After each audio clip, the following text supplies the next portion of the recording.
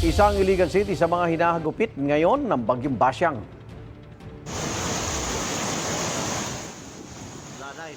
Sa barangay Mahayahay, tinangay malakas na nangragasa ng baha ang ilang sakyan.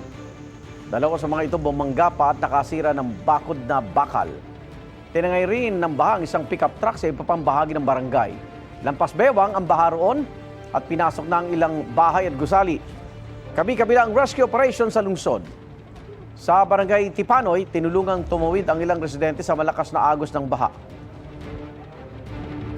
Malakas din ang ragasa ng tubig sa ilalim ng Tubod Bridge at halos umabot na ito sa mismong tulay.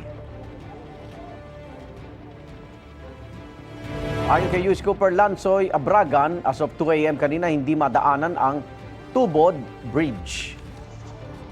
Igan, mauna ka sa mga balita, mag-subscribe na sa GMA Integrated News sa YouTube para sa iba't ibang ulat sa ating bansa.